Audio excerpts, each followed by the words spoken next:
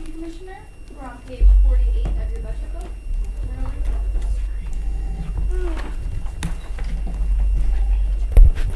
Hi, Tabitha. Good morning, Chairman and Commissioners. I will just jump right in. A lot of this, other than our budget numbers, hasn't changed from year to year, but I know we have a couple new commissioners, so I'll probably cover it a little more in depth than I tend to. But at any time, please feel free to ask questions.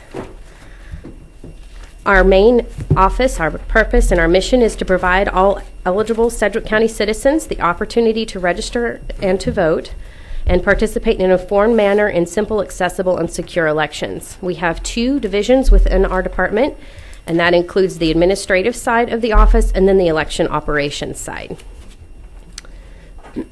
Administration of elections includes providing quality public service. We serve all eligible residents of Sedgwick County. Right now we have close to 300,000 registered voters, but of course that will increase before we get to the 2020 election cycle.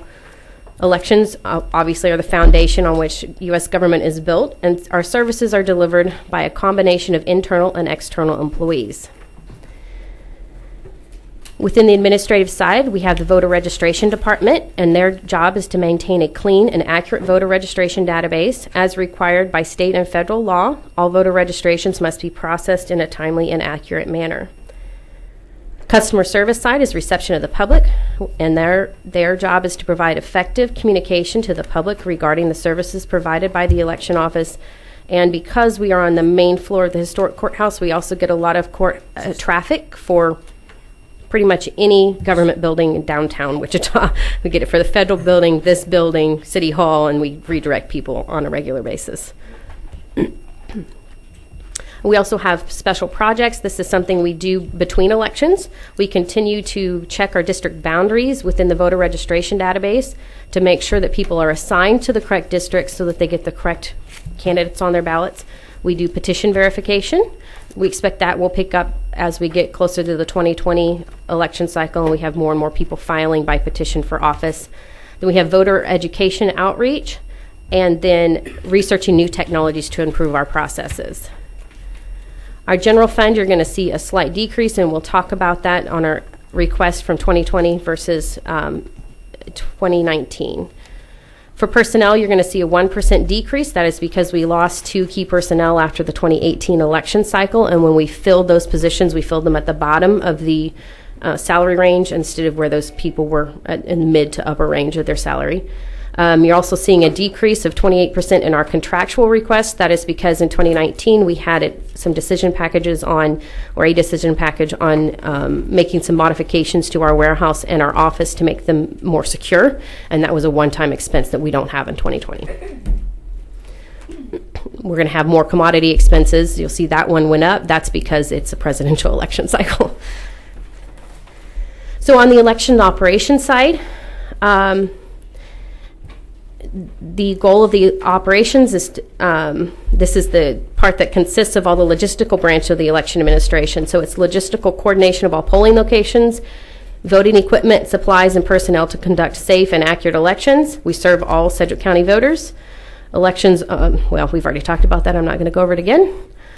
So our breakdowns of those are, we have our election boards. Those are appointment of bipartisan election boards to facilitate the accurate and efficient tallying of votes cast and to serve the public in a nonpartisan manner.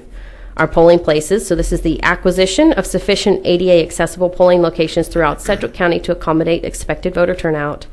Advanced voting by mail is to relieve pressure on election day polling sites and to provide more convenient voting options for Sedgwick County voters. Early in-person voting, same thing, is to relieve pressure on election day polling sites and to provide more convenient voting options for Sedgwick County voters. We have candidate services, which is effective communication with current and prospective candidates for public office, providing election statistics and voter data upon request. We have equipment maintenance, complete preventative maintenance, and election-specific testing to ensure the accuracy of the voting equipment and to maintain state and federal certification of the voting equipment. So our elections operation is where you're going to see our significant increase because it's a presidential election cycle, and we'll go through that breakdown here. Our personnel increase is significant because in 2019 this is a city school election and we do not need to hire anywhere near the amount of personnel that we will need to conduct a presidential election. It is also increased because we have made some changes in the 2018, between the 2018 primary and general. Members of this board and members of county management asked us to take a look at how we did our board worker training and to consider some changes. We did that with great success and made significant improvements to the performance of our election workers by changing that, but that changed just from a 2-hour training session to now a 5-hour training session for every election worker, so that does increase our costs. We also have an increase. We have increased 15 polling locations from 2016 to now, and in 2019 we are adding, I think, 5 polling places this year. So that is an increase that is reflected in these budget numbers. We also have, we have the addition of post-election audits, which we do not have our rules and regs yet from the state on how we are going to conduct those. We have conducted 2 already, but those were very small elections, and those were easy to conduct. We know that with the way the state statute was written, that we will have to do audits on 1% of our precincts, which right now will be 5 precincts. And then, depending upon which precincts are randomly selected, that could mean that we are manually auditing 4 races for 2020 on potentially up to 10,000 ballots by hand. So it's going to be significantly more complicated than what we've done these couple of elections so far this year. We you'll see a 15%, we have an increase in our contractuals. That's obviously because it's a presidential election and we need more ballots and things like that to conduct our election, but you also will see a 15% decrease in our commodity request. That is because as we've gotten more and more of our vendors into the county's purchasing software, the finance department, as they put that in there, or whoever puts it in there, is assigning those to what cost center and GL account they want those to come out, and that number is becoming more accurate for where finance wants our money put in our budget. So that's why that money has moved around there. So overall, that is a 63% increase in the operations budget from 2019 to 2020. We do have 3 decision packages. We would like to extend early voting hours for the general election only.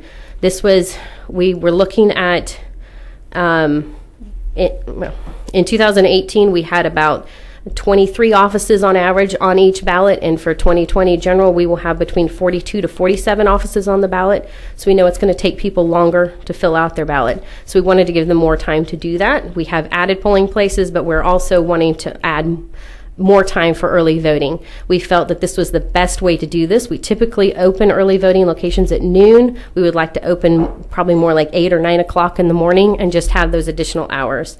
The expense we expect for that will be reflected in our board worker pay instead of, because we're already renting the polling locations and we already are moving the voting equipment, preparing the voting equipment. So it will be the election worker pay that will affect that. So that's $28,751 for that decision package.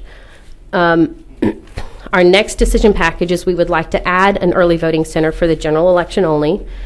And our reasoning for that is we want to add this in Park City. And our rationale is Bel Air Early Vote Center is overwhelmed during even-year general elections. We did an analysis of past Bel Air early vote turnout that shows that hundreds of voters each election are coming from Park City and Kizzire area into Bel Air to cast their ballot. So we would like to strategically add this early vote center in Park City during the general election. We hope this would relieve pressure of the early voting center in Bel Air, and then hopefully encourage more people to vote early there and relieve some pressure on election day as well, because both Park City and Kizzire areas have issues with the space at their polling locations. And that's $3,250. This is something we would like to do for the general election only. We'd like to see how well it's used and then make a decision on whether we continue that in elections in the future. Then our last one is we would, for 8 seasonal positions, we would like to raise the salary for just 8 of our seasonal positions, and I'll talk through that rationale. We are seeking to reduce the number of overtime hours worked by full-time staff. 4 of our full-time positions have changed from salary to hourly since the 2016 election. These positions have historically worked a significant amount of overtime, but because they were salaried, it was not reflected in the actual expenses of our budget because they were not receiving any additional compensation. These changes would have a significant impact on the overtime hours worked during the 2020 election cycle, and we have budgeted for the 8 seasonal workers to work 1,000 hours to help augment staff time. But what we're requesting is to actually increase the salary for the only 8 of the positions from $10 to $12 an hour, because we would like to have them much higher. We would like a higher quality of candidate when applying, first of all, and then we want to actually have them do much more than our current temps do. We typically hire them in about September, and that's not enough time to get them fully trained to be as much help as we need them to be. So we'd like to hire these individuals more like in June. That would be, I'd like to keep those positions at the $12 an hour, but obviously in odd years, we would not need to hire 8 of them. We'd hire maybe 4 or 3, depending upon the year. So that is our decision packages and the overall look. And if anybody has any questions, please let me know. I know I fired that off really quickly. Commissioner O'Donnell. Thank you. Tabitha, thank you very much for going over all this for us. So I'm looking at your all funds summary. So 2019 it was 1.57, and so now we're looking at about right at 2 million for 2020. And maybe Lindsay, what was 2018? What? So 2018 was the gubernatorial election. Right. And so the reason you see a decrease from 17 to 18 is because of those commodities, because we bought the election equipment. Otherwise, you would have seen a higher spike for their operations at that point. And so if you go over to page. Oh, I think I see it. 52. The 1679. Right. Okay. So, okay. Then my other question, Tabitha, would be, is this included the mail ballot then again, this budget? Yes, and but how not much, the postage, just the printing right, costs. Right. And how much is that? It might be broken down. It is not broken down in here. That's about $40,000 for the printing of that. Okay. And how much was it for the gubernatorial? It's less for gubernatorial, right? It's a yes and You're no. gonna have because less we'll return. have more registered voters by then. And so we had to budget higher because we'll have more people to send it to. And is that 40,000 for the primary and general? We only send it in the general. We don't send it in primary. Part of the reason on the primaries, first of all, it is expensive, and we don't need to offset the amount of people voting at polling places in the primary because we're not overrun like we are in the general. Additionally, in the primary, we have issues with we could only send it to people who are already part of a party, so you'd have a big segment of the population not That's receiving something, and that would be very partisan for us to do that. That's true. That makes right, sense. Right. So those are the reasons we don't do it in the primary. Another reason why we feel again, it's important for us to do it again this year, and I know we've had discussions about this in the past, is first of all, we have a major change happening to how we're going to be voting in Sedgwick County, where they're going to be able to vote anywhere on Election Day in the general, and we want to use that flyer to also provide that information to them because we need to get that information to people because it is a significant change. It's not going to do us a lot of good if people don't know they can do that. But then again, we are looking at, if we continue with trends that we're seeing now on voter registration, we're going to be probably closer to 320,000 registered voters by presidential election, and that just again adds to the pressure on those polling places. Even though we're adding polling places, that's still adding to this pressure. So we would like to continue with the model we've used for years in encouraging people to vote by mail early and then on election day as kind of your last option. Right. No, and that makes sense. And to promote all your news and activities. I think that's what sold me last year when you were talking to us about the mail ballots, was just trying to disseminate all that information. And then lastly, I was going to say, I think raising the hourly rates for those seasonal employees is smart, and I think I talked to you about that before, because hopefully that can get you people that are going to stay longer and get you a better pool of people to even apply for those positions, because I know that is a main point of issue that you've been having Right. his And I do salary. appreciate that. And I would just mention, I think I touched on it, but just to clarify even more, is that this would not be all the temporary positions that we have in the office. But what we'd like to do is have these specific positions at a higher rate because we're going to expect more of them and we're going to want them to do more. One of our main issues that we have right now is we spend so much time managing the temps that we bring in that from 8 to 5, we're managing people, and then after 5 is when we can get our jobs done. So we're hopeful that by bringing 8 people in early, we can train them to help manage the people, and we can actually still be working during the day. Right. And you've been great. So thank you for all your help. Sure. Commissioner Howell. Yeah, thank you, Chairman. I just wanted to confirm, you said we're going to add 5 polling sites? Yes, this year. Yes, That's in 2019 or 2020? 2019. In 2020, because we have the vote centers coming, we want to just hang on and do more status quo and hold out and see how people change their voting patterns so that we can more intentionally add where we have higher flow instead of necessarily, because now we won't have to be assigning within a specific precinct boundaries, we can intentionally put polling places where people are voting more. So we don't want to overflood it and have too many polling locations, but we still need to make sure we're serving our voters well. So you'll have about 70 locations this year in 19? No, we'll have 76 locations 76 in 19. locations this year. And next year, you plan on deploying pretty much all the equipment that we have at that point, We right? will deploy every single piece of equipment we have, yes. What about this year? This year we will You don't use need to a this year, minuscule right? amount compared to, yes. Okay. All right. And so what was is there a cost on here somewhere for the 5 additional sites? I don't know if I saw that. No, because we added them in this Okay. year, and so they're not a new thing for next year. Okay. That makes sense. Yeah. They were part of the base target. Very good. I think I had already understand this, but the 2017, this is probably a Lindsay question, the 2017 operations budget includes equipment, doesn't it? Yes. That's okay. That makes sense. All right, thank you very much. That's all I got. Okay. Have you heard anything from the state on how we're going to implement Senate Bill 130? It is still under discussion. We did have a great learning experience in Travis County. I think it was 2 weekends ago. Got some really great ideas from them that we're bringing back to bring to the state. I know the state is moving forward with reaching out to other states that already do this as well, but we have not heard anything as far as the scheduled time to start the conversation. They did indicate in the election officials conference that we had last week that they intend to have the rules and regulations in place for us to use for the 2020 election cycle. Okay, did you suggest that we just like general guidelines? And then we tell them how we're going to implement it? I did not. That does seem to be the way other states do it. So I anticipate when we start having the actual meetings to talk about it, that'll be the appropriate time for me to bring that up. Very good. I don't see any more questions. I appreciate it. Thank you. Tabitha. Next, we have the county appraiser's office. Will be on page 113 of your binder. Go over to Mr. Marc. Morning, Mark. Thank you. Good afternoon, I guess. Good morning. Good afternoon. It's on there somewhere. Yes, I think it's down here. Thank you. Here it is. It's in there somewhere. There you go. Thank you. Good afternoon, Commissioners. Marc, Appraiser's Office.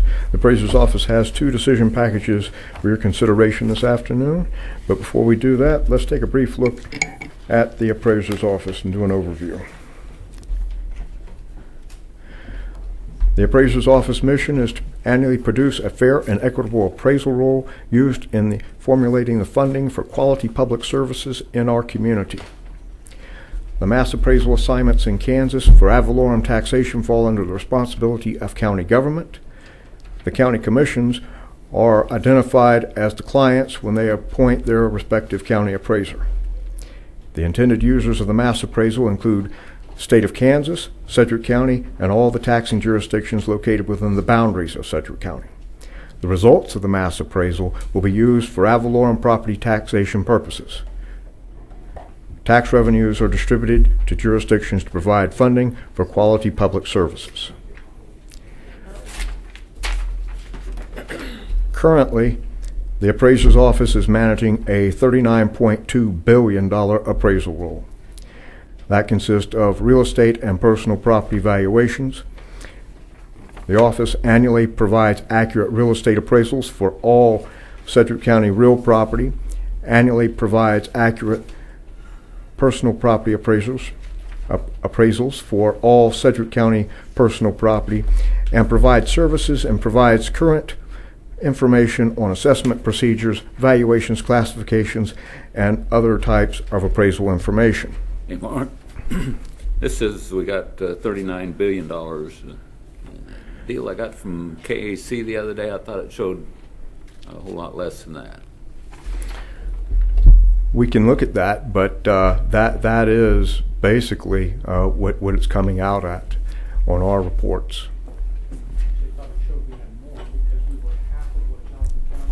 Yes, because they have 85, and But I thought, the one I thought had Johnson County at 10, and we were at 4 point something. Yep. but that you're talking about assessed value. This is the appraisal value. Okay, all right. Also, please remember that when you're getting something from the state, it will also include the state assessed, and the county appraiser's office is not responsible for valuing state assessed property. That comes directly from PVD. It goes to the clerk's office. It's input, and but we do on occasion questions PVD for instance on the state assessed properties. Were there any other questions on that, Mr. Chairman? No. Okay. Is that what that shows, Lindsay? You got the paper? Yes, it's, so the appraised value is before we take the 20% or whatever it would be depending on the home value. And so this is the report that you sent out, and it does list the assessed valuation. Okay, good. Yeah, we probably needed both those numbers then. We didn't have them in that report. Thanks. Sorry. That brings me up to speed. All right. The Appraiser's Office 2020 budget request includes 5 divisions in the Appraiser's Office: the Administration Division, Commercial Real Estate, Residential, Agricultural Real Estate, Special Use Property, and Appraisal Support.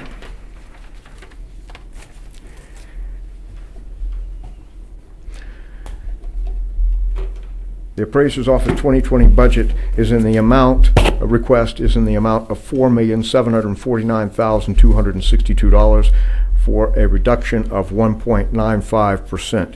That reduction is due to the retirement of the previous county appraiser. When you look across all of the categories, personnel, contractuals, debt service, commodities, and equipment, personnel takes the reduction of 2.09%, but the total remains at 1.95. So let's talk about the 2 decision packages. Appraiser's Office Decision Package 1, the Appraiser's Office Additional Personnel Request, in the amount of 6 FTEs for a cost of $372,115. The Sedgwick County Appraiser's Office lacks adequate personnel to maintain efficient control of appraisal processes and to ensure effective quality control and sustainability in the main duties of discovering, listing, and valuing properties. The Appraiser's Office has not had any personnel increases since the Great Recession. Numbers of sales and building permits are approaching levels that are similar to 2006-2007. If you look at the Appraiser's Office staffing levels, in 2012 we had a reduction from 73 to 68, and in 2013 we had a reduction from 68 down to 65, and it has remained at that level and is currently there.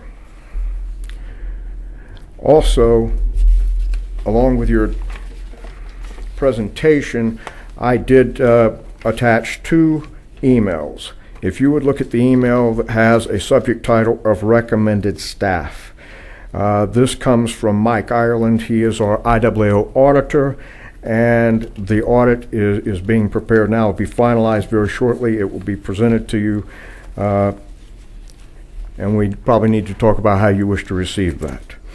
But nonetheless, the mandated levels for compliance with Kansas laws, PVD directives, USPAP, and IWO standards are as labor intensive as anyone could ever imagine. In addition, is the real possibility in the next 5 to 7 years several senior staff members will retire. I know that Marc Clark is requesting an additional 6 staff members for 2020 and possibly more in 2021. Even if all the operational efficiencies were to be implemented immediately, it would take 3 to 5 years to reach efficiency.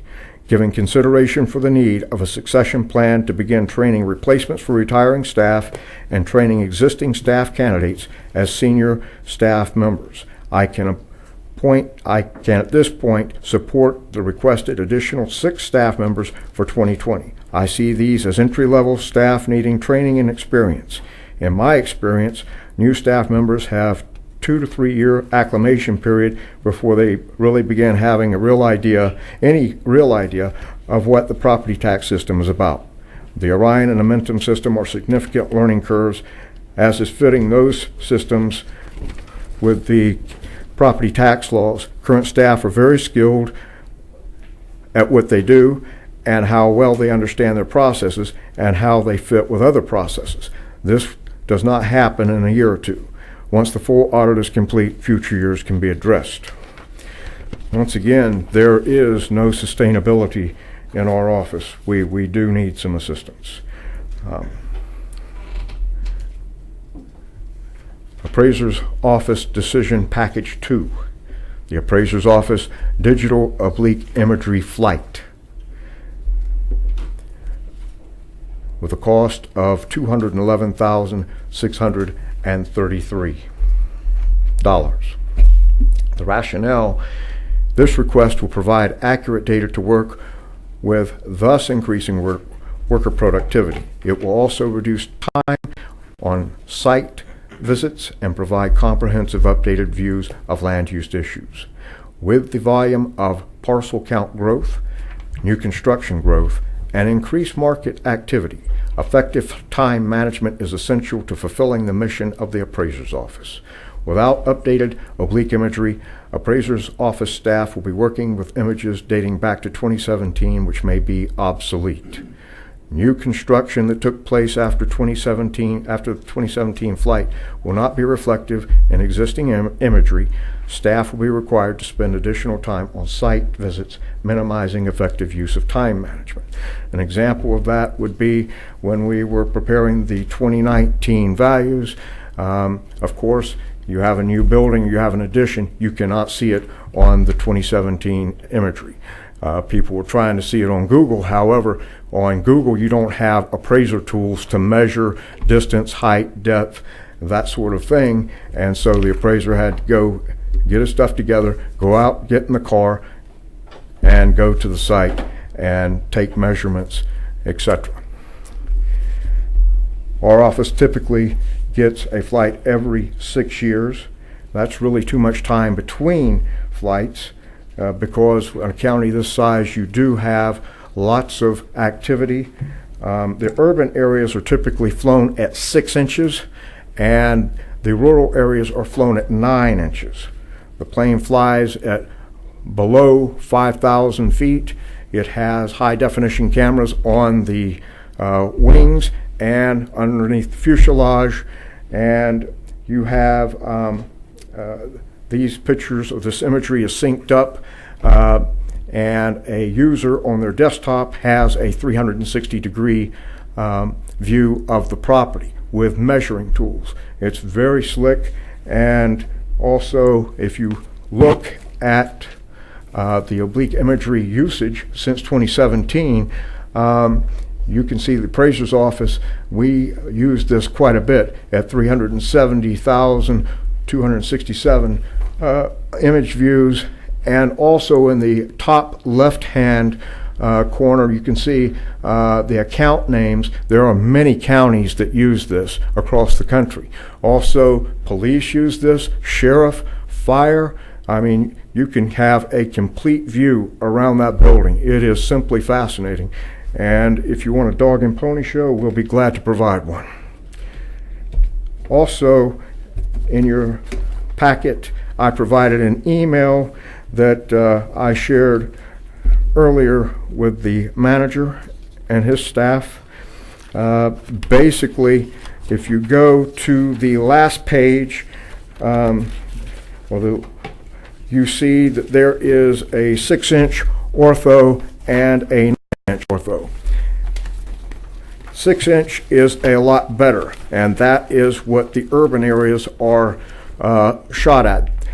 And so if you look on page 2, basically they are offering us an upgrade at no charge, as long as we let them know by June 2019 of this year, of course, that we would like to have a 2020, and we will upgrade the entire county to 6-inch for the cost of $211,000 and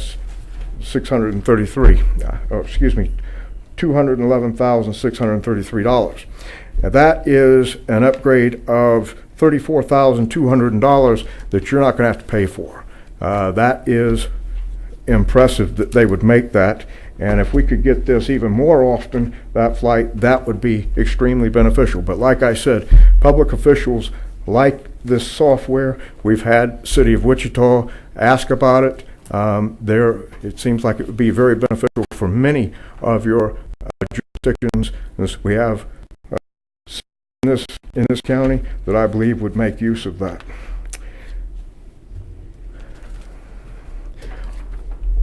Appraiser's office decision packages, of course, there are 2 additional personnel requests at $372,115. That is for 6 FTEs, and the digital oblique imagery flight for a total of $583,748.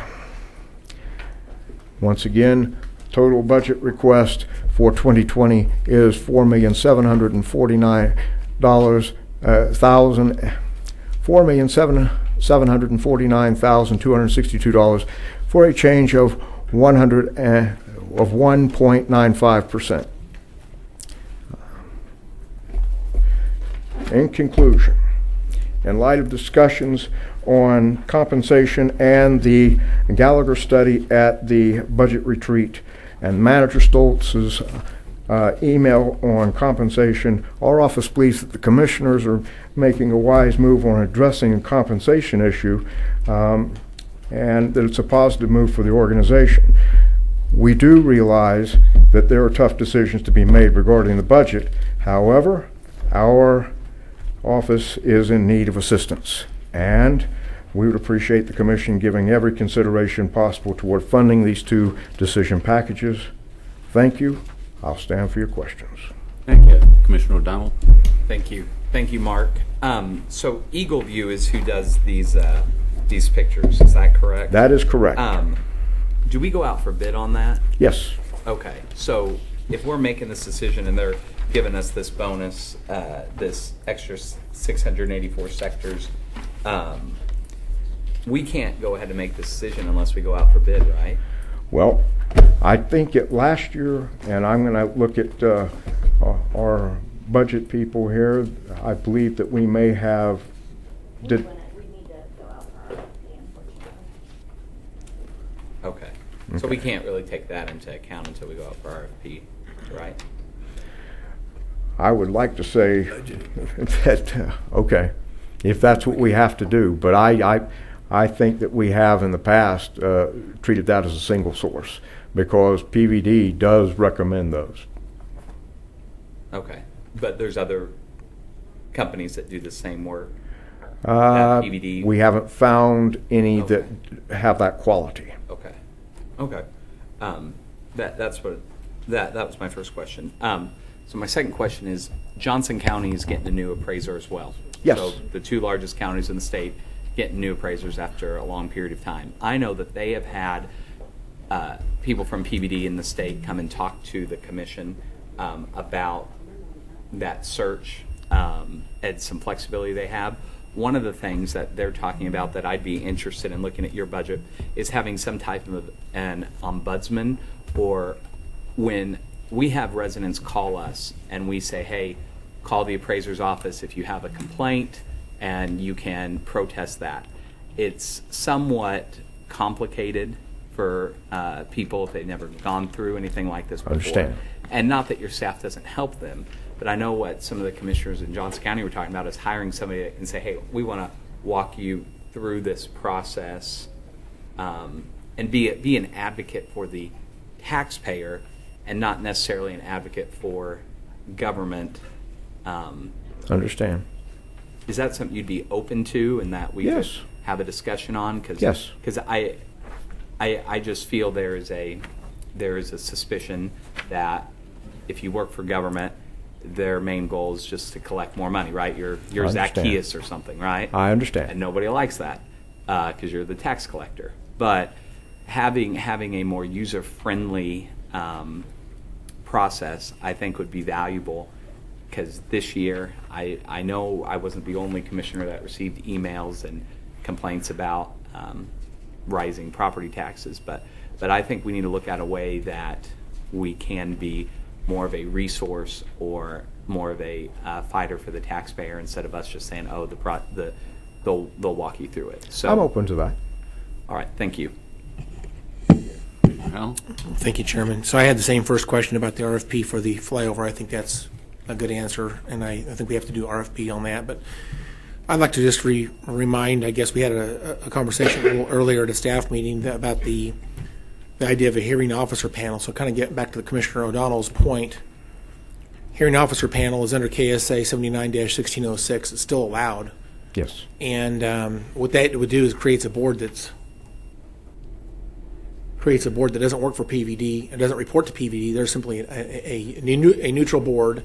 They have to follow the law, of course. In fact, there's a way for the PVD to remove them should they not follow the law. True. It's a KSA 79-431B that can be removed. That's correct. So having this neutral board that I assume would be appointed, they do make a small amount of money. It's not a huge amount of money, but it would be a small paycheck for them for a couple of months each year during the tax season. It would be a local board.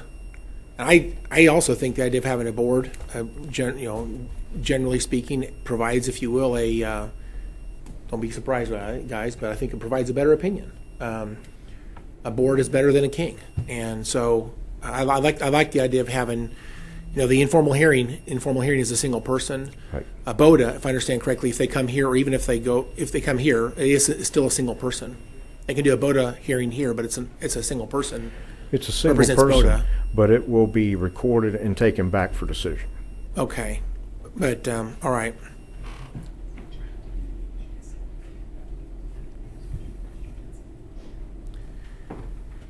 Anyway, in either case, I like the idea of a hearing officer panel. Okay. And I think we ought to explore that. That would provide, if you will, a different process than simply going to the appraiser's office and going to BODA and possibly to district court. I think that this is a fairly inexpensive alternate option for us and still allowed under the law. But this would impact our budget somewhat. So I guess we need to decide if we want to go down this path or not. I personally think it's a good idea. I've talked to a number of informal groups about this, and the response has been overwhelmingly positive. They like the idea of having a hot board here. Okay. Thank you. anything else? Any other questions to the appraiser? If none, thank you, Mark. Thank you.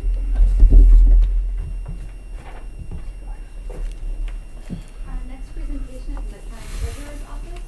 We're on page 134 of the reminder.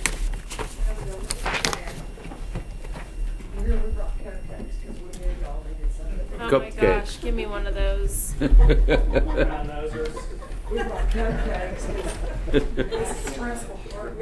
This is hard work. Good. Kelly's just jealous because he doesn't have his own parking spot. Linda. Hey.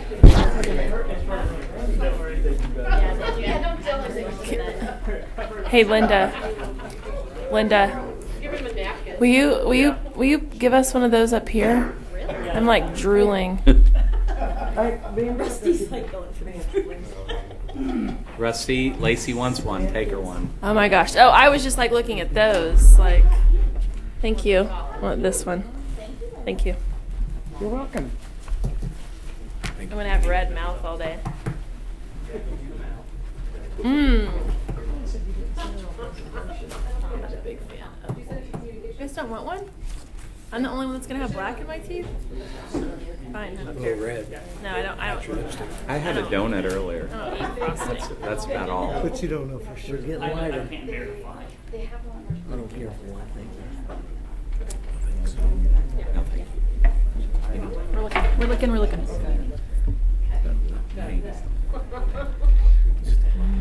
Already defined in law. So it's already there. I'm good.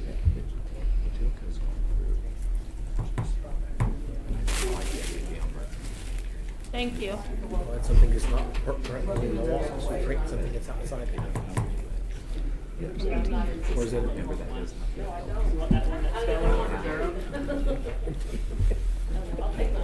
You have to have an advanced degree to do that.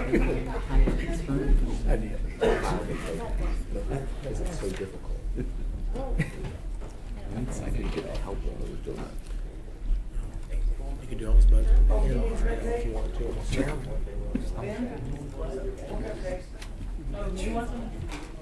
You want one? Yeah, I did. What page are we on? I was Do working. you want vanilla or chocolate? What page are we on No. again? Vanilla. 133. No, that's not it. His wife told me not to let him have it. No, thank you. Jim, pass me. Make sure Lonnie has one. Does Lonnie have one? Okay. Randy was gonna go forward it because they don't have it. Okay. Lonnie's eating budget is down this Are they gonna come loaded or what are they gonna do with them? Emily will load it. week. At least explore the idea. All right. That's why I said it. Did you know that Johnson County? I got some. Thank you. Their appraiser. They don't have you loaded? Yeah, we're not loaded yet. We're not ready yet, sorry. We'd be ready if I was. I don't know. Waiting. They didn't get our presentation loaded, so You're gonna have to fire them. nah, don't do that. Just been. They're good people. We can talk about jeans. You want to talk about jeans charity? We'll talk about that. We'll start with that. So far, through April of 2019, the Treasurer's Tax and Tag offices on our jeans weeks have donated more than $16,786 So cool. to 64 different charities. Wow. And that's an average of about $262 a month for different charities. And when we did the countywide jeans for Deputy Coonsey, Chairman Dennis got that passed through everybody. The county raised $6,370 for that charity for that week. And I just wanted to bring it out that the county treasurer's office, we do believe in paying it forward. And I think it would be really good if maybe we thought about doing countywide jeans. I know there's Michael O'Donnell is really smiling. I think Tom has something. Tom is good. Tom's like, oh great. Because he knows about it. We've talked to him. As soon as we quit having budget meetings and I can get a leadership team together, and I've been promising this to Commissioner O'Donnell for probably 3 to 4 weeks now, we will discuss a countywide policy on jeans days. Guaranteed. Okay. I didn't ask her to do that. No, I know you didn't. I just see. I even brought up all the charities we've given to, in case How do anybody. you decide what charities you give to? Well, we check and see what kind of charity it is to start with. Make sure it's something that benefit the whole community, not just a certain individual group. Like we wouldn't set one up for just like my church or your church. It'd have to be, something a little different. We've done, food bank. We've done Guadalupe Clinic. Alzheimer's is this month. That came as a suggestion via Facebook, actually, from It's the because ICT SOS. It's because I saw the picture of you, Commissioner Cruz, and They saw us Commissioner Kizzire. put something on county Facebook. Emily brought it to my attention. We hadn't decided yet, so we said, well, we'll do Alzheimer's. Nice. Pete had us do, when you were a city councilman, the Lord's Diner, and Pete and I went over and presented there. That's been a while ago. So. Well, in light of all of these suicides that have been happening, it might be nice to.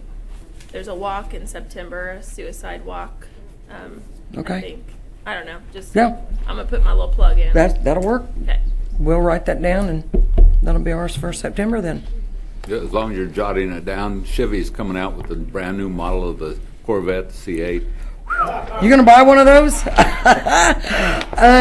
Let me do an estimate on those taxes for you before you go run out and buy one, and because I know you can afford it, sir, but the taxes you might not like it when I tell you what that's going to be. He's on a fixed income. I know he's on a fixed income, but whew, you got a certain color in mind: bright red, bright blue. Blue. Blue. Okay. That is a pretty good color. Oh. I'm done then. Can I go? No, I'm kidding. All right, Ms. Kizzire. All right, thank you. Well, of course, you know our mission is to provide honest, friendly service while being accountable to the citizens of Sedgwick County through timely collection and distribution of public funds in accordance with legislative mandates. Today we're going to talk about the tax budget, the general fund. Of course, our job primarily is to bill, collect, and distribute money. All of our duties are statutorily mandated and regulated. We provide our billing through internal, the print shop, as well as external through an outside printing mailing vendor, which has saved us a significant amount of money over the past 4 years that we've used an outside vendor. We also collect owed taxes internally and externally via lockbox through Interest Bank. If you mailed your payment in, it went through Interest Bank. They processed it. We uploaded a file and posted it as paid. Then we, of course, have to distribute all that money that we collect to 107 different taxing entities, anywhere from Sedgwick County, State of Kansas, City of Wichita, cemetery districts, township districts, library districts, the fire district, and the list goes on and on and on. Our general fund budget request this year is actually going down some. We've had a couple of higher paid positions retire. So that's where you'll notice the significant amount of change in our budget. But I do have one small decision package which could actually be paid for by the reduction in our budget, as well as be about half of what our reduction is. We'd like to get a couple of seasonal part-time tax clerks based upon the number of walk-in customers and mail that we have to process during the first half. Normally we get bills out right before Thanksgiving, and they continue to come in, of course, till the first of the year. But it would allow us a little bit extra flexibility to get those payments processed a little faster for people that are coming into the office. We do have the workspace there at the counter available. And they just assist also, as well as taking payments, they assist in flagging delinquent personal property tax. If you don't pay your first half delinquent or your first half personal property tax by December 20th, you are classified as delinquent.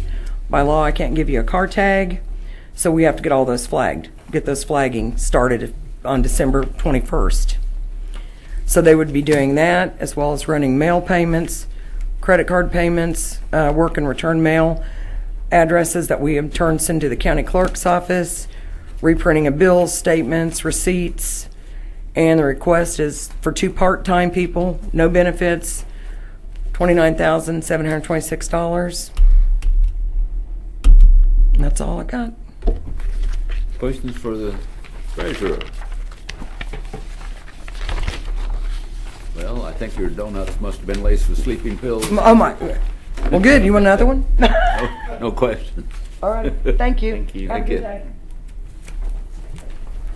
Next is the Register of Deeds office. Page 44 of your binder. I'm going to turn over to Tonya Buckingham.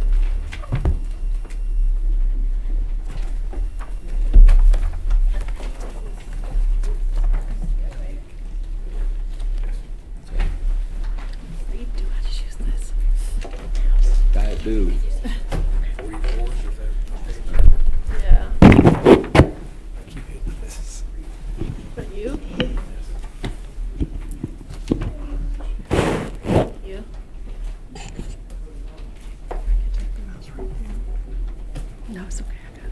Okay.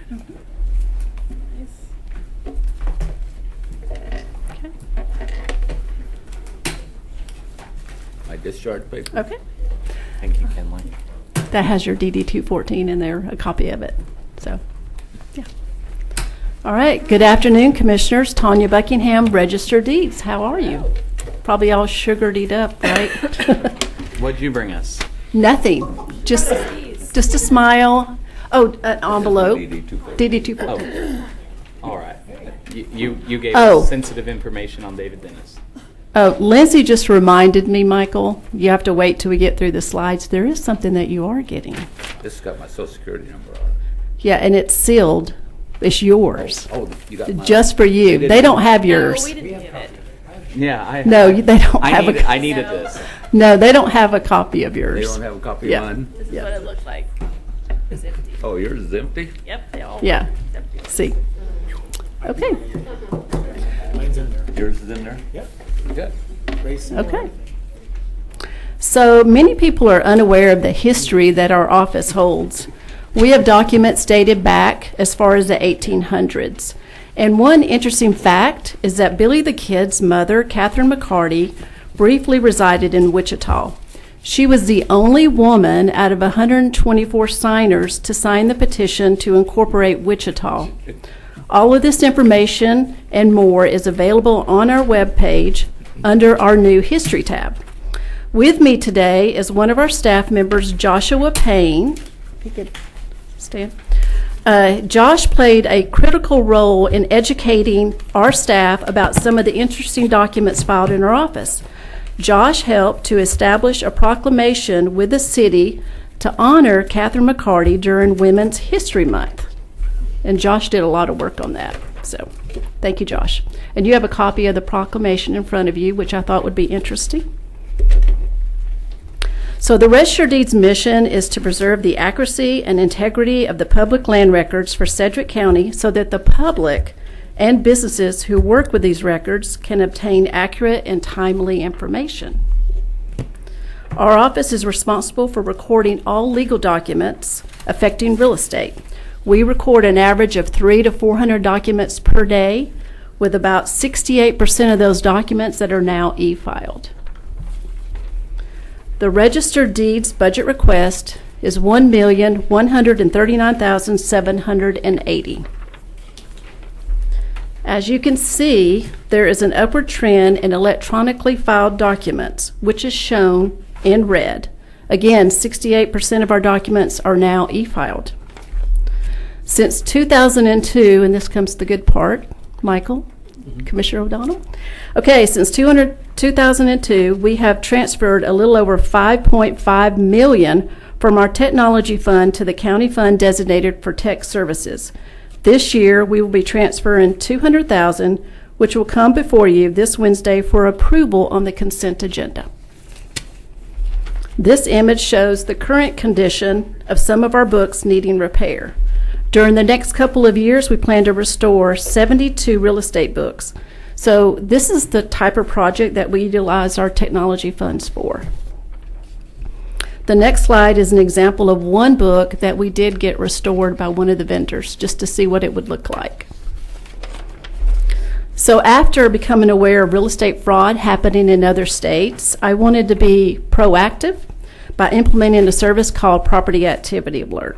This service was started in March of 2008, and as of today, we have over 4,000 people who have subscribed for this free service. Notifications are received via email, and it's really, really easy to sign up. You just put your name in and your email address, and you'll get alert within 24 hours. Also in our office, we file military discharge papers at no cost to our veterans, which that's what the envelopes are. When we give the veterans their certified copies, we put it in one of those envelopes for it to be safely kept. The advantages of filing these in our office is if your originals are lost or destroyed, you can obtain certified copies free of charge. So a few facts and questions for Registered Deeds, just to let you know what's happening in our office. Currently, we're in the process of updating our webpage, and one of our main priorities was to update frequently asked questions with videos so that the public can view them and to increase the awareness of what our office does.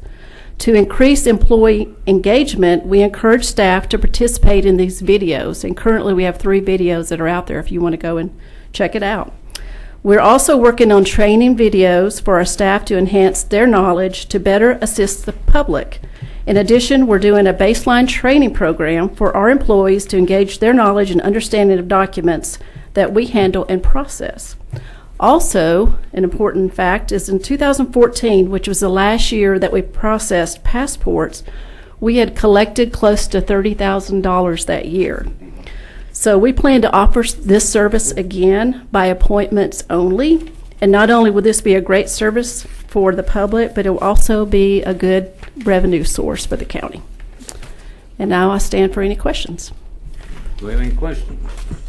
Mr. Howell? Yeah, just a couple of comments. First of all, thank you for the DD Form 214, and I've been handing out those postcards to people everywhere. I don't know if you planned on me driving that much people to your office. I hope they're coming in, but Yes. But Yeah. yeah, I'm handing those things out like candy. But second thing is, some of the people I hand them out to live in Butler County or whatever. Are other counties doing this as well, or how do they? If they live in Andover and they live in Butler County, can they bring them to Sedgwick County, or they have Yes, to go to? they can file them wherever they want. It's just putting it here where if they wanted, a family member wanted to come get a copy, they could. They don't have to file it just because they live in Butler County. They can file it at any county. I thought But that- every registered deeds does that service, provides that service. And so it doesn't have to be in the same county you live in. That's No. really good. If someone gets one of those alerts, what should they do? Well, when they get the alert, they have an email that has a link that goes to our website where we have all our documents online, and it gives them a document number so they can go on there and look at that document. And most of the time, that document's just going to be one that they, oh yeah, I forgot that I had the attorney file that deed. But if it seems to be fraud, they would contact our department and we would get with them, and we actually have had a couple of cases where there was potential fraud, and we get a hold of law enforcement and they take it from there. So You mentioned over $5 million since 2002. yes, Is a lot of that mortgage registration fee dollars? Is that what that is? What is that? that is just our total revenue that we bring in for the technology fund. So the technology fund is a $2 per page fee. It's not mortgage tax. That's so what it is that's now. not, yeah, it's still a $2 per page. Okay, so do we have that? I assume that this revenue is dropped because of the mortgage registration fee change No. at the state. It hasn't. No, Okay. it has nothing to do with it. No. All right. Well, that's good. Now we're 100%. That law is 100% implemented now, correct? Right. So, We're not collecting any mortgage tax, and the recording fee per page is the same, so that won't change. This is the first year without the recording the mortgage tax. do you see any concerns as a result of that in terms of is the money that's being collected for the per page, is that enough to cover the cost of your office doing what they do? It's not even. It is a little bit less, and probably that would be something that the budget department is probably keeping up with that, because that revenue that we collected goes to the general fund, so it affects the other, mostly the other departments, because it was quite a bit of money. Might be good to get an update on that sometime, just to let us know where we're at with that, because it's being fully implemented. It'd be nice to see where we ended up on that. So Okay. anyway, that's a great presentation. Thank you for all you do. You're welcome. Okay, Commissioner O'Donnell? Thank you. Yeah, Tonya, this was great. Thank you for the additional money that you're giving us. And I see your actual budget is down a couple of % overall as well. So, Yeah. so thank you that you're making our lives easier. My question would be on our shredding program. I know last year we did a huge volumes of shredding materials, a lot of old files going back Yeah. into the early 80s. Where are we at on that program? How much more do you think we're going to be destroying this year? Because that also, our cost of storage goes down precipitously when we shred things as well. Well, actually, what is stored at the salt mine, it wouldn't relate to anything that's being shredded. We actually have a room downstairs in records management. Right. And these were just they were old documents, they were out of date, and according to statute, we could shred those and eliminate those. But many of them have been out of date for They had decades. been for a long time, but Because you have to keep it how many years? It just depends on what the document is. Right. Yeah, everyone has a different span on how long they actually keep that document. But we've got like 4,000 books at the salt mine right now. And those we're not going to touch. No, we're not But as touching far those. as more files, does your office manage that? Which ones to get rid of, or is that something that? We actually county manage staff that. does? We look up the state statutes, and we have to, sometimes we go to the Kansas Historical Society. We go to all our different contacts, and we get with legal, and we get permission of when we can actually shred those documents. So that's something that you started doing that when you took over. as, Yes, yes. So you feel like you're up to date with all those. That Right. There had just been There might be a few things a left. long-term, right. Yeah, that was a It had project. it had been years since that had been implemented. Yes. So, Yes. okay. Well, perfect. Thank you. You're welcome. Well, thank you, Tonya. Next You're year is welcome. the 150th anniversary of Sedgwick County. Yes. So hopefully we've had some documents we can show Sedgwick County is 150 years old to help with the celebration. I know it's also the 150th anniversary of the city of Wichita, a couple months after our anniversary. So thanks for working with those folks and getting welcome. out things like the folks that signed the City of Wichita's incorporation. Yeah. We also appreciate what you're doing. I know the reason you're having a process where people can be notified on property. I understand there were some prisoners out of El Dorado prison that were filing documents to encumber people's property. So, Yeah. Joyland. Yeah. so thanks for that. And as always, I appreciate the You're extra welcome. DD 214, and thanks for what you do for our military veterans. And I too have been passing out a lot of those little Okay. cards to let everybody know about Great. that. Well, let me know if you need more. Okay, We'll and I get don't to see you. any questions. You must have done a good job. Okay. Great. Thank you. Thank you. Next is the county clerk's office. We'll be on page 39 of your binder. Well, I don't have any special treats to give you guys. I apologize for that. No treats? Well, never mind. I'll be nice. I was going to say something, but I'll be nice. Lonnie, he's feeling left out. Yeah, here you go.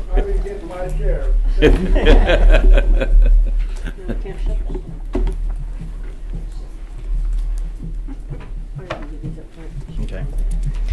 Well, that's fine. Yeah, that one. But Kelly Arnold, County Clerk, and Karen Bailey, Chief Deputy, here to present as she passes out my presentation. But my budget is pretty straightforward. We don't have any decision packets or anything special. I feel that our current staffing levels are adequate for what our office does. We're sufficiently executing the statutes that we're required to do and provide that customer service in a timely manner. In fact, the past year we have continued to probably be at the best turnaround level for work that is sent to our office and be able to work and get sent back out.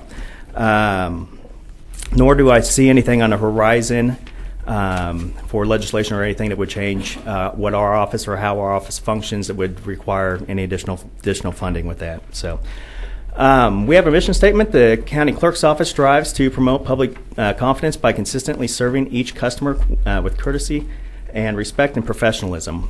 Our office is divided up into two sections, which is the Clerk Administration and Tax Administration. The Clerk's Administration program manages the daily operations of the Clerk's office, which includes the BOCC secretary functions, which you guys get to see with our secretary at your meetings. The license, the county record administration, sales of licensing, permits, tax filings, assistance, and other administrative duties. We are a custodian of your records, the resolutions, oaths, and stuff like that for the county. Our clerk administration budget for the administration part, the request is $393,000, which is slightly more than 2019, but these numbers are provided to us by budget. Our commodities contractuals are going to be the same as the previous year, for a total of $408,000 and change. Our tax administration services, the clerk's tax program sets the tax rates for local units of government, the mill levy basically. We assist in budget preparation, maintains all land records, and updates the real tax rules. This would include up to 100 municipalities that we work with on this. And for our records, like our real estate transactions, we touch about 25% of all real property in Sedgwick County. A total of about 220,000 total of them, and we touch about 25% every year. The Clerk's Administration receives special assessments from the different cities. We work with annex ordinances from the cities as well. Services are provided directly to internal and external customers by our deputy clerks. Our tax administration budget request, again, personnel is for 2020 is $895,000, a little bit more than last year. Again, those numbers are provided to us by budget, but our commodities and contractuals remain the same for a total of $907,000. So our clerk summary, our budget request is for $1.3 million. Skip that. And there we go. I normally would have, this was done by my staff, so I would have normally had something that pointed out that we had the Big 12 championship in basketball this year, and I didn't have that trophy in there. There's one more. Yeah, Lindsay's not here, is she? Yeah. What's better, David? For those commissioners who weren't here before, yes, I usually have something associated with K-State at the end of every budget, and she messed with it one year. So That's why Lindsay left. I actually thought that was a side benefit, honestly. But Karen made this, so she also wants to be, Yeah, go shopping. bipartisan and put shockers in there. So with that, if you have any questions, more than happy to answer and talk about anything else. K-State football, basketball, shockers. I don't see any questions. I'm missing the Greg Marshall golf tournament today because of your presentation. I apologize. If you would let me know, I would have gone with you. So, any other goodwill? I can't think of anything. I will invite the two new commissioners if you'd like to come down to my office sometime and check out our office and see what we do. More than happy to have you. I know we had those on the books leading up to you guys coming here, and you guys' schedules were hectic. So, but we'd love to have you guys stop by sometime. So, How many taxing jurisdictions you guys calculate mill levy for? okay, there's a total of 103, I believe, that are in, not that we calculate for, but a total of 103. Of that, we have 80. We have 84. 84. It fluctuates every year because maybe one district doesn't tax one year and does another. But yeah, so about 84. And what we do is, and majority of those are going to be townships, water districts, library districts. They don't have the resources like the cities and schools to have a finance department. So for about 2 weeks in the first part of July, we have basically back-to-back meetings, 1-hour meetings, and bring all those jurisdictions in, sit down, go through the budget with them. We educate them on any new potential legislative changes that would affect their budgets, and help them set their own budget. Service that I think we're really about the only county in the state that provides that to these other entities. That was my next question, so you already answered it. Thank Yep. you. That's all I got. Yep. Most other counties make the jurisdictions pay for it themselves. Yeah.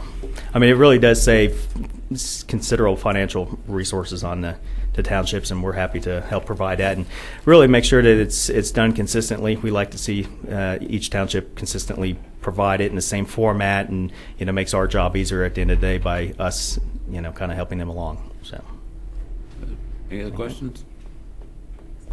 I don't see any. Thank you very much. Pull that out. Appreciate it. Yeah. Okay. Next, we'll be hearing from the District Attorney's Office.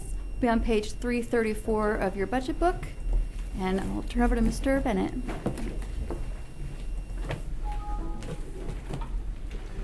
It's not in use.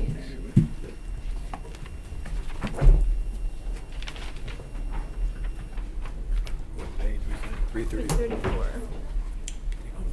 No, it's gone. That's scary. Thank you. Oh, you already took it out, even though it wasn't ready.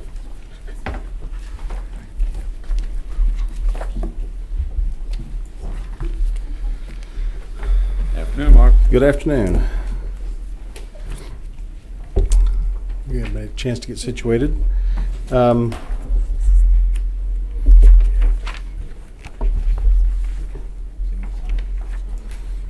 think everybody's got their, I see pages have stopped flipping, so I assume everybody's ready to roll here. I'll keep this fairly simple. I think everybody understands the mission and the services provided by the DA, criminal felony cases on the adult side, misdemeanors in the county, child needed care, juvenile offender. We handle our own appeals. We've got a consumer protection unit, traffic division, just of care and treatment. We handle wear a lot of different hats with respect to the criminal justice system.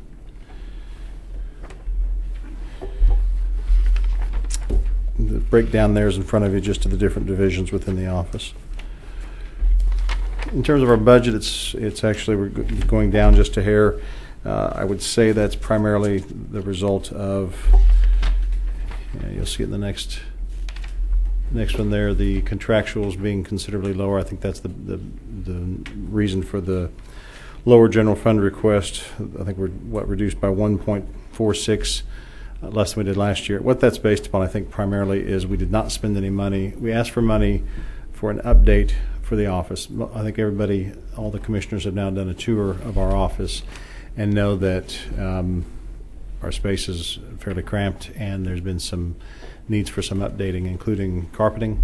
Not because we, contrary to a recent assessment I saw, that we're looking for cushy offices. I would tell you, the former assistant county attorney or county manager came down and took a look at it once and said, "This is not safe. Our carpet was so worn and it had ripples in it that people are going to trip on it." So we now have, I think we have 4 separate sets of carpet, and they just sort of break in the middle of one hallway into the next. So, but in all seriousness, the color of the carpet and how nice it is not really the issue. We need new carpet, and when you have to move attorneys and out of their offices, and you have to move support staff out of their cubicles and everything, and move it all out to then rip up the old carpet, lay new carpet, etc. It's a pretty major undertaking, which is why we haven't done it in years. I've worked there. This is my 22nd year in the office of the district attorney, and I don't remember ever having carpet replaced during my tenure. So we had that money set aside. We've obviously done a top-to-bottom assessment within the county of the best utilization of space, both within the county courthouse and also what we call the annex, where my office is located.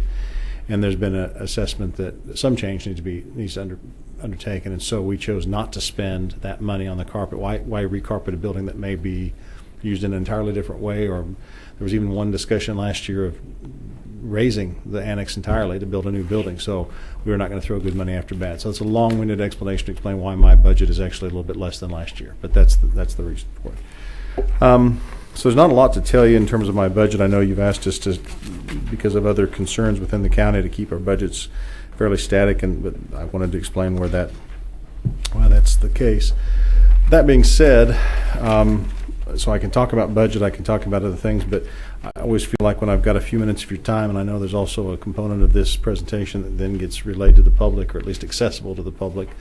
So any chance I get to take 5 minutes of your time to tell you about what's going on in the county criminal justice-wise, I'll take advantage of that moment. So indulge me here for a few minutes, and I'll run you through a few more slides, because I think it's important, because so many of the decisions you all make are driven by or affect in some way public safety, whether it's the sheriff, the jail, community corrections, my office, the courthouse, etc. And so just briefly, I'll show you what's going on in Sedgwick County with respect to criminal justice. So the first slide you see in front of you is the crime index offenses. The FBI tracks certain 4 or 5 index offenses as in across the country to show how one jurisdiction compares to another. So just using index offenses, that's this chart here, and you can see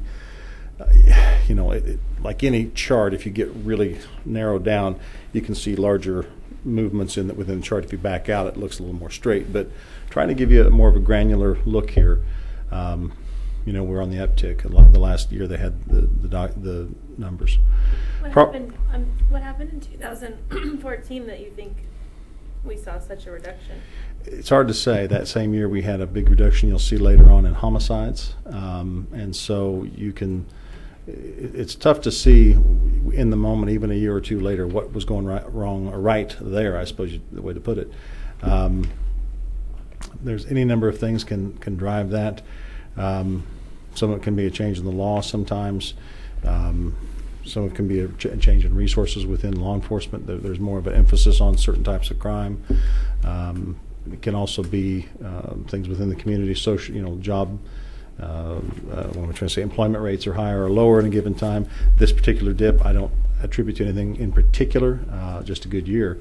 Maybe with a few more years, look back, we'll have a better sense of that. But I can't attribute to it. There's no silver bullet in that particular year that I can say we now know it was this. So, with respect to property crimes, you can see the same thing. The 14 was a good year in that respect in all sorts of crimes.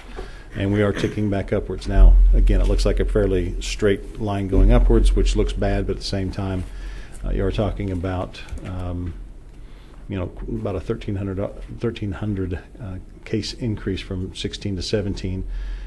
So you're going from 22,600 to 23,900. If you look back over the last 11 years, though we've had other years that were, had peaked. So are we seeing a trend here, an upward trend, or are we seeing a slow trend, a big increase? It's hard to say just yet, but if these numbers continue as they have since 14, this is something that we'll have to attend to as policymakers and as in my office and the sheriff's office and everyone else who touches this kind of work. Violent crime, same thing. We sort of leveled off from 16 to 17, but that's obviously a concerning issue. Violent crime rate per 1,000, the population. Again, we were up at over 8.1 per 1,000 in 2006, and we had almost a 10-year lull. 10-year lull. Excuse me. When we get to 16, we're back up over 8. We sort of leveled off again. I will tell you too. I can't say what kept us low in 14. I will show you here momentarily why I think we're trending upwards, not only in violent crime, property crime, but across the board. You can see these again. Kind of hard to draw conclusions about individual. Why is it that robbery was down, but ag assault and battery was up? It's tough to get a sense of that from year to year, but those are the numbers. Homicide deaths, you can see, and again, 14 was lower. 2013, oddly enough, was the lowest in that time frame. Sync petitions, I think the child needed care petitions are sort of the canary in the coal mine when it comes to criminal justice matters. When children are being abused and neglected, I think that's a sign of what's going on in a larger sense in the community. And so when we have 590 kids in 18 that were subject to child needed care petitions, that's something to be certainly aware of and concerned about. So what's going on here in any of these? My assessment, I don't think it's any secret because I've made this comment fairly consistently over the last several years. Drugs has a lot to do with it, and the proliferation and the utilization of. I'm not, we can have a conversation about whether or not marijuana ought to be legalized or not, and there's a place for that conversation. But the reality is, that's not what's driving crimes. It's these more, I think, what people would consider harder drugs, things like methamphetamine. And so these are the number of cases from year to year, and you can see the methamphetamine type cases, the stimulants. Those numbers are increasing. Others are staying either the same or much smaller increases. But methamphetamine is certainly an issue.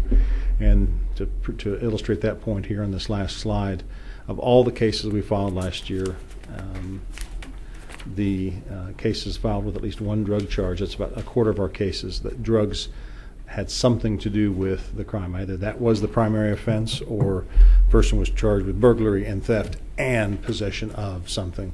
And what's that something? Well, more times than not, when it comes to drugs, it's methamphetamine. So in this last slide, to me, is the biggest scourge, the biggest issue we have in this community right now with respect to how we're spending our money and our resources. And it has an upstream effect as well because of the state of Kansas. We send folks to the state penitentiary for things like this. So the state pen is at 101% capacity. 14% of the cases filed in Sedgwick County last year had at least 1 count of methamphetamine. You guys have heard me say this, and you know what I'm going to say next. But just to clarify, what that means is when the person was arrested for burglary, forgery, murder, sex crime, whatever the thing is they did, they also had methamphetamine in their pocket, or they had been arrested for maybe hand-to-hand buy where they sold drugs. They didn't have any more, but because they sold it to the undercover. Methamphetamine specifically, of all the things we're doing, when you got 14% of your cases that are related specifically to one criteria, one thing, one variable, that's something to put your attention towards. So that's the message I wanted to get across. You've heard me say it many times.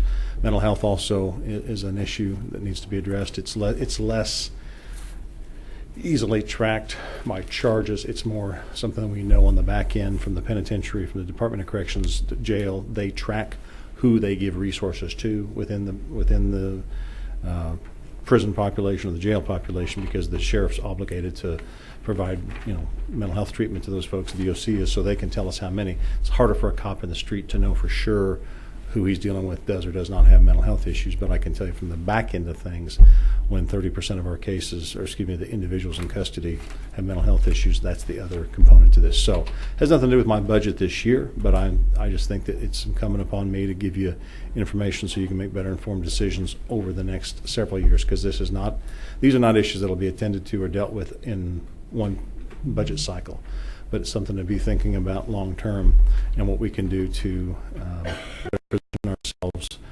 regionally to attend to these sort of issues. Because if we could lower the number of people leaving Sedgwick County going into the penitentiary system, that number of people in Sedgwick County being arrested and sitting in Jeff Easter's jail by 5-10% even. It doesn't have to be something Herculean, not set our goals so high they're unattainable, but something in the single digits. It would make a substantial difference in the number of people that the sheriff has to transport out of county. It would make a substantial difference in the number of people in the state penitentiary system. So there you go. That's. I appreciate your time. I know that was a little off topic, but like I said, I think it's important information to get out. Any questions? Well, good. Thank you. I think last year you were briefing it was 11%. It was. It's gone up. And 11% so now of the last. 14. I Yeah. appreciate the update, because I just used your 11% number this morning when I was talking about health and ComCare and so forth. So I appreciate the update on that. Yes, sir. Thanks for your support on behavioral health at the state level. I hope next year we can do better than we did this year. But Well, I think that the Representative Jennings Criminal Justice Task Force, I believe what it's called, is being assembled now. Names are being promulgated to be on that, and that will have, I think the legislature is going to spend the spring and summer into the fall talking about these sort of issues in that body, especially if there is a end to the Gannon litigation with respect to school funding. Then I think there'll be more of an emphasis on these sorts of things now that that's at least got some degree of resolution. And I don't try to conflate the two or make any commentary about it. It's just if they can spend time on that, I think that'd be a good thing for this topic. So. very good. And hopefully we can start getting some folks moved out of here, and we can remodel some areas so that we can move your folks up here into the main part of the building. Very good. Good. I don't see any questions at all, so you did a good job. Thank you. Thank you so much. Thanks, Mark. Sorry, I missed your presentation. Commissioners, we do have time for a break schedule next if you'd like to take a short break. And what's next? And then we have one more presentation for the county manager's office. County manager's office. All right. Well, why don't we take a 5-minute break? Is it long? Okay.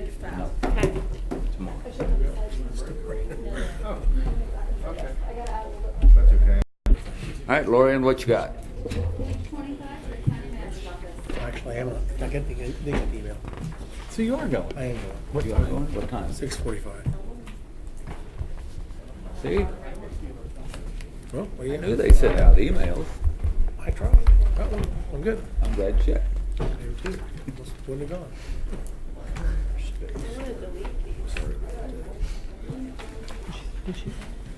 Okay. What page are we? All right, good afternoon, Chairman, Commissioners. This afternoon I'll be presenting the County Manager's Office. Lori, did you give them the page number? Okay. All right, the mission of the County Manager's Office is to assure quality public services are provided to our community by providing efficient and responsive support to the Board of County Commissioners and effective administration of the Sedgwick County organization. So programs included in today's presentation include County Manager's Office, Strategic Communications Office, and ADA Administration.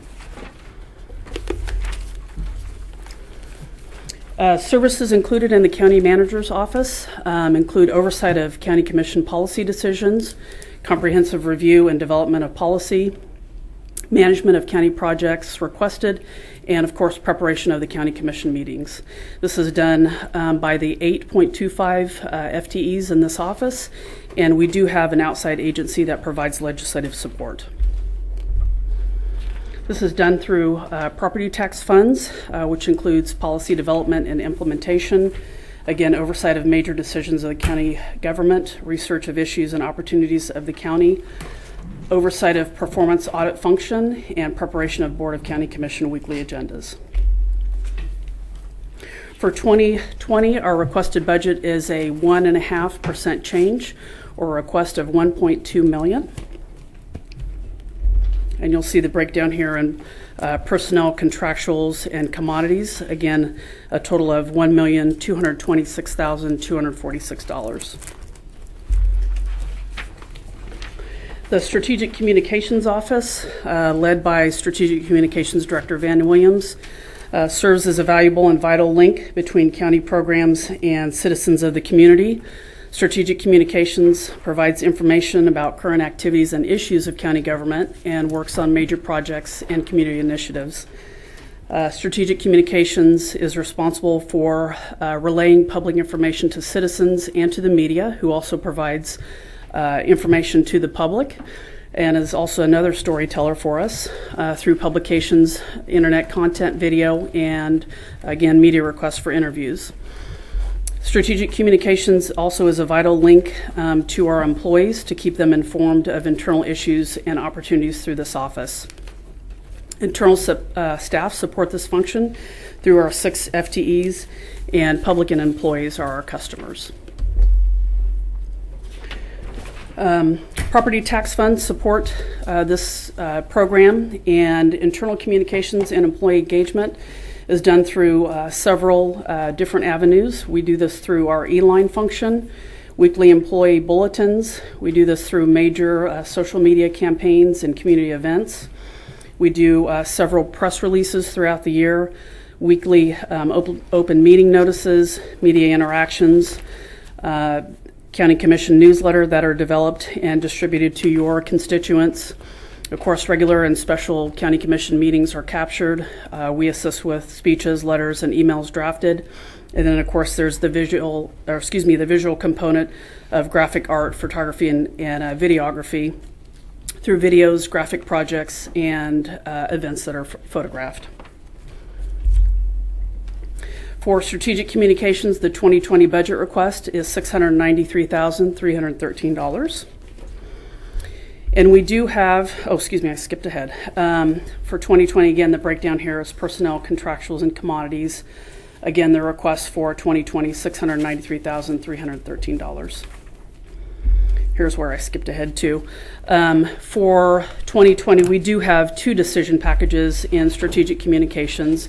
These are one-time funding requests. So for our first package, Package 1, I'm calling this the County Redesign, Rebrand, and Refresh. And so this year, we are embarking on a strategic planning process.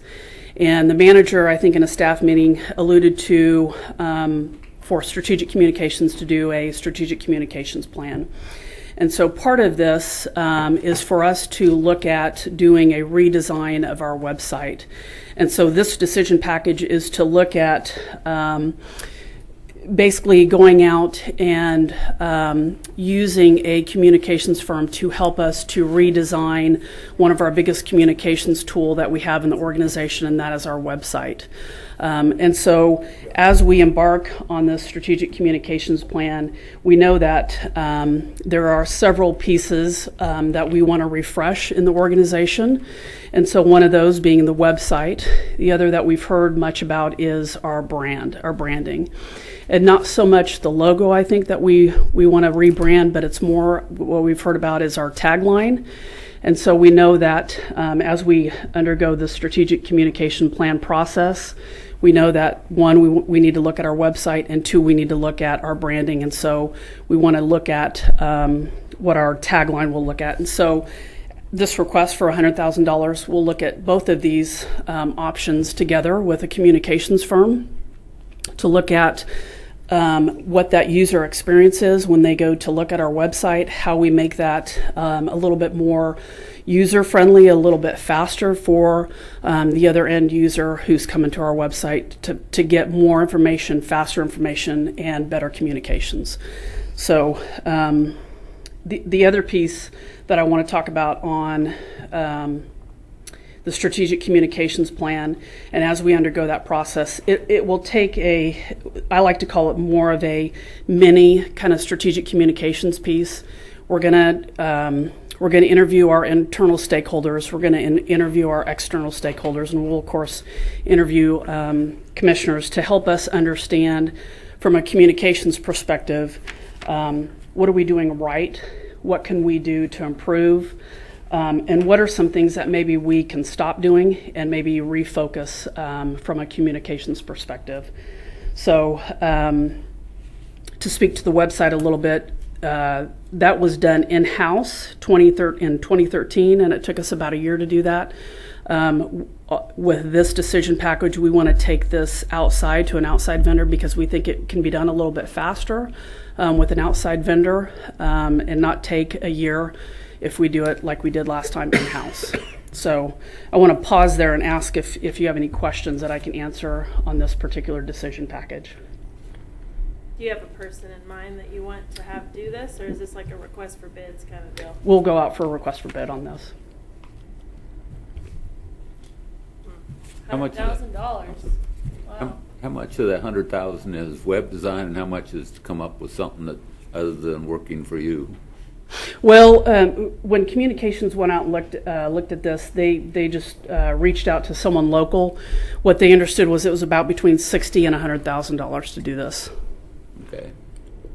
Because I don't like working for you as our tagline or whatever, but I don't want to spend $100,000 to change it either. Well, and that's the piece that, excuse me, that's the piece where I think it would be combined, that we would use a communications firm excuse me, to help us with the website and then also with our tagline.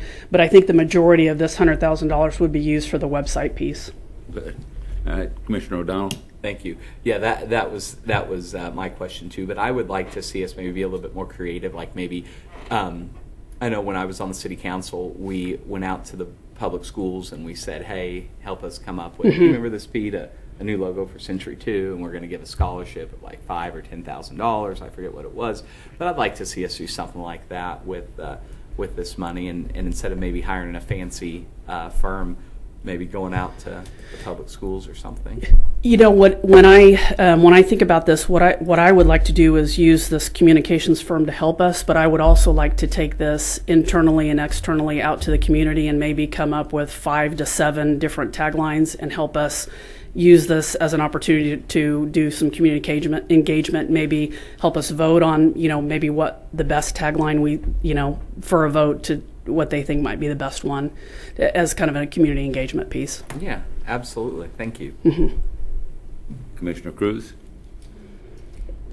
I just, I don't know. I don't have anything to say. I have too much to say, so I don't want to say anything, I guess. Okay. Okay. Anything else? Never mind. Okay, let me move on to the second decision package. Hold on. One thing, I guess. When it comes to, we've been around for 150 years, and if we want to, you know, how far into the future do we want this to take us? And while I love the community engagement piece, I absolutely 100% love that. But I just wonder, when you get too many people doing this, are you doing a majority? Are you doing I don't know what to say, I guess. It's going to come back to you guys. I think getting input is good, but it's going to come back to you guys. It has to. We're not going to have 20 people making a decision. Okay. And then as far as the website goes and communication with the public, I think it's really important to make the website user-friendly for a 4th grade public. And I don't mean to, I just think we need to make it simpler so that people can understand. I know that sometimes when you guys are sitting in my office, I'm like, explain it to me like a 4th grader, because I don't get it a lot of times. And I wonder, you know, looking at our site now, which pages get the most views, that kind of thing, doing a real good analysis of what our website and how it's being used now, because I wonder how many pages aren't even used on that site. And so just to take it and duplicate it from one to the next, I think you just need to take a really hardcore look at what information's on there and how people are utilizing it currently. Sure. So that's one. Thanks. Thank you for your input. Okay, let me move on to the second package. That is for the 150th anniversary of Sedgwick County. Chairman, you alluded to earlier that Sedgwick County will have its 150th milestone year next year, and so the request for this is a one-time funding which would be used for advertising and marketing, as well as community and employee events for next year. Right now we're in the very early planning stages of what those events might look like. And again, next year, you alluded to the city of Wichita also having their anniversary. Expiration Place will have their 20th anniversary, as well as Intrust Bank Arena will have their 10th year anniversary. And so I know that one particular event we want to be involved in next year is Riverfest. But we do want to engage our employees as well as the community next year with this 150th anniversary. And so the request for this is for $35,000. Any questions that you might have on this particular decision package before I move on? Is Wichita putting money into this as well? I think we will collaborate with the city of Wichita on this. I'm not sure right now what event they have at this moment, but I know that we will collaborate with the city of Wichita on any events that they have. I think their funding is mainly coming through Visit Wichita, because they're the ones that called the initial meeting that I went to.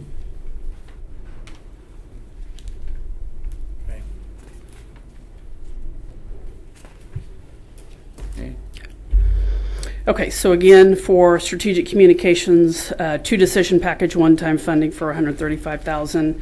Again, for redesign, rebrand, and refresh, as well as the 150th anniversary. So the last program is the ADA Administration Mission and Services. The mission there is for the American with Disabilities Act program is intended to accomplish the ADA transition plan and to provide accessible facilities to all citizens and employees. Funding for services and property taxes funds, that is included for consultation with the ADA consultant as needed.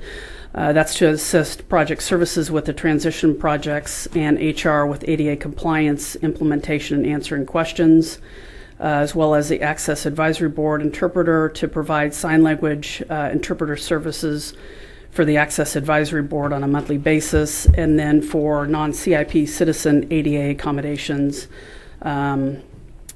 purchase of non-CIP equipment to provide accessibility to all citizens. 2020 request there is for $28,064. That's a percentage change of percentage change of 84% less from last year. The percentage changes because there are not CIP funds in the 2020 request. And so division summary in total for 2020 is $1,947,623, less 9% than in 2019. Again, just a recapture of the decision packages for $135,000. And I'll stand for any questions. Question for Tonya. I don't see any questions. Okay. All right, Lorianne, what you got now for us? That was our last presentation. We do have time for discussion scheduled if there's anything else you'd like to talk about today. Good. Any commissioners have anything they'd like to discuss this afternoon? I guess I have to tell a question. Yeah. Commissioner Howell. So, some of the things being presented during this last few days, and I assume tomorrow as well, if commissioners do or do not want to support that a package, for example, or whatever, how do we advocate? What's the discussion gonna? Well, go ahead. let Lorraine or Lindsay jump on this too, but tomorrow when we conclude, we'll have a wrap-up session, and I'm just taking some high-level notes based on what I'm hearing, and kind of just roll out what I see as challenges as we roll forward in this budget process. And then the budget team will meet and we'll begin to craft what's called the manager's budget, but it's really the staff's budget coming back for you. During that time, after we get that tidied up and a little bit more neatly packaged, we will call you up like we did last year to the 8th floor and kind of go over it with you one-on-one. And at that time, if we missed something or did not support something in the staff budget that you want supported, that would be the time to talk about that, just like we did last year, and we can add and then begin to show you what that does to deficit as well. So We would, however, I would add the caveat to that, welcome your feedback sooner rather than later.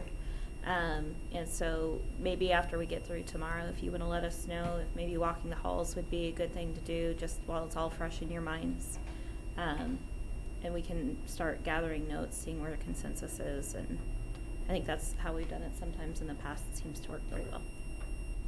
I think that'd be good to do that. Thank you. Okay. Any other questions or comments today from the commissioners?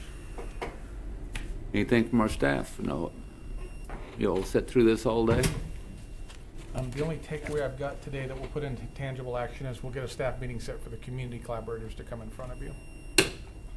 Good. You going to do a staff meeting? Okay. Very good. Anything else?